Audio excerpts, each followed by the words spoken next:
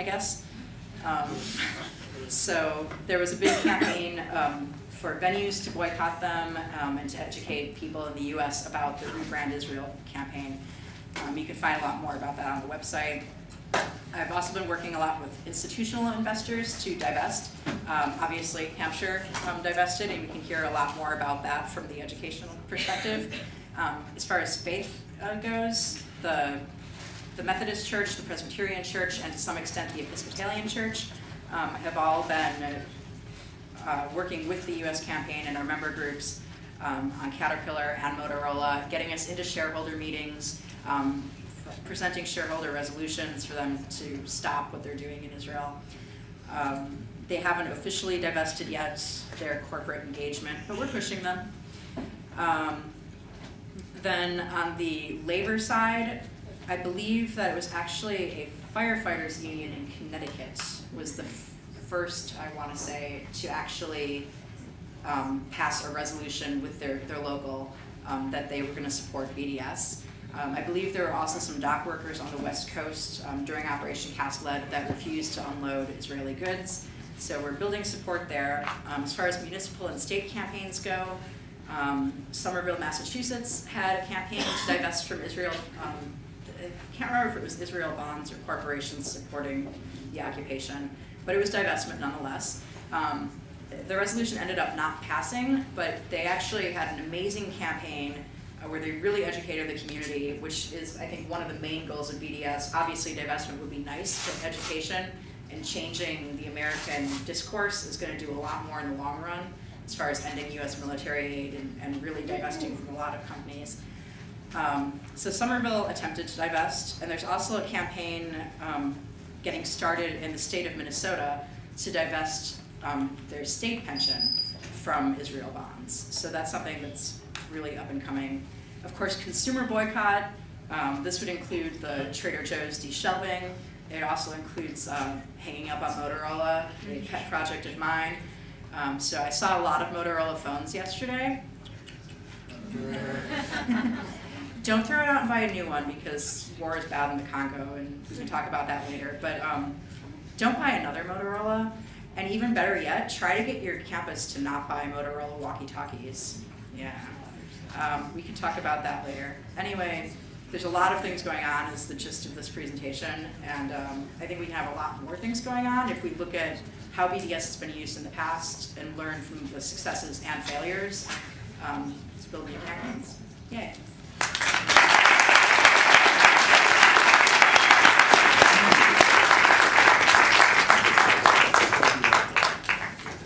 All right. Well, for people who have just come in recently, my name is Andrew Stockyou, and I'm part of Hampshire's SJP. And so I kind of want to give a bit of a nuts and bolts about what actually happened here. That being said, I don't necessarily think that what happened in Hampshire will automatically apply to your campuses, but hopefully you can take some of what were our successes or failures or what didn't work and apply them. Also, I also want to say that little cardinal sin in terms of PowerPoints, I put a lot of writing on these, but I just wanted to show you how what we've talked about manifested in terms of what we present to the administration, to the campus. So if you want any of these PowerPoints that we use or any of our information, I'll make myself available and I can give them to you so you can adjust them for your own campuses. So I guess we'll come back to this page, but I just want you to keep these ideas in mind as something, factors, strategies, etc., that Hampshire's SJP used and was really effective with. And I think something that Fayad talked about earlier was that BDS takes a long time, or divestment takes a long time, and you can't just say it right off the bat and make that your only focus. And I think that something that Hampshire SJP did really well was that was something that we were always working on, but at the same time, we were always doing education, we were always hosting events, we were always a really visible group, and in fact, over time became, I would argue, and I don't think many people would disagree on campus, the most visible and the most loud and the most noisy group, that's for sure. So I think, like I said, I'm not going to go over all of this right now, but Hampshire is a relatively small institution compared to a lot of the ones that y'all are coming from. Like, there's only 1,300 people here, so that's a big difference from places where there's 40, 50,000. That being said, Hampshire's bureaucracy and administration is known to be one of the most complex and have the most red tape. And actually, like the college handbooks, Hampshire's rated as like one of the most red tape colleges in the country. So that's, you know, it's actually important because knowing about your institution's bureaucracy, how it functions, what positions you can get access to is, I would say in terms of BDS, one of the most important things. If you go and you try and get your school's funds, or you try and occupy a position, take over a building, if you don't know the rules, if you don't know where to go, it's going to take you a lot longer. So you need to really make yourselves aware of your campus, what the rules are, etc. Another thing, that being said, excuse me, what we have at Hampshire is actually really lucky compared to a lot of schools, is that we have a relatively good amount of access to the institution. Like we're allowed to have, there's a student rep on the board of trustees, finance committee, so on and so forth. So those positions are accessible, whereas they might not be in other schools. But I'll come back to this page, just some things to keep in mind as we go forward with this. This is a timeline.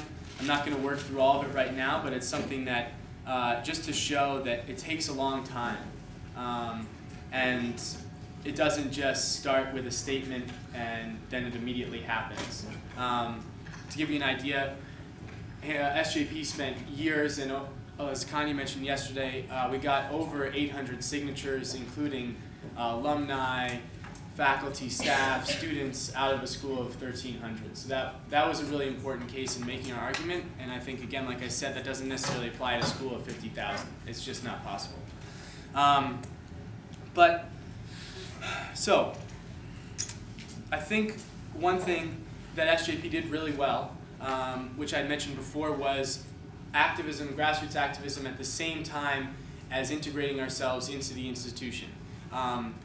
It's a bad parallel, but it's an effective one. It's a lot like what the Christian right did in the 1980s, is that they were really good and they were really powerful, is that they mobilized a lot of people behind them, and they also became a part of the institution that they were trying to take over.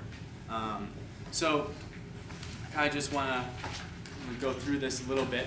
Excuse me, I'm going to go back to this page. So SJP at Hampshire was in, there was an SJP in the 90s and the early 2000s, but in this form it really coalesced and became very powerful because there was a clear mission, but there was also not just a clear mission, but there was a lot of activity.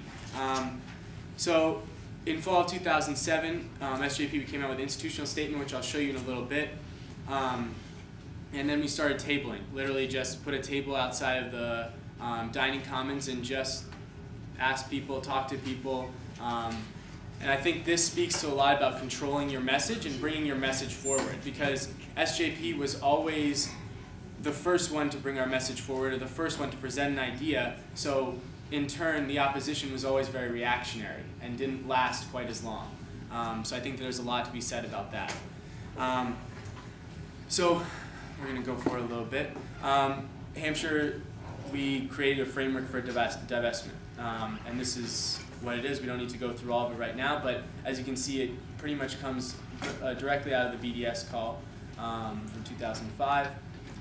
And we focused on the school's investments, which honestly aren't huge, but as you're all in the room, the fact that divested made a big impact. So when we were going forward with asking people to sign a petition, so on and so forth, there was confusion. What does divestment really mean? People didn't know. Obviously, SJP had been on campus. We've been hosting events. People knew about SJP. The issue was something that was brought up on campus a lot in terms of the conflict and the occupation. But that being said, divestment, everyone in this room may know a lot about it, but if you were to go talk to someone about divestment, BDS, they have no idea. So in that process, there was a lot of questions. What does divestment mean? What does that mean to remove our funds from these companies? What are these companies? So on and so forth. So I'm going to kind of skipping around a little bit. Another thing that we did was not only did we make a push for divestment, but we proposed an investment screen.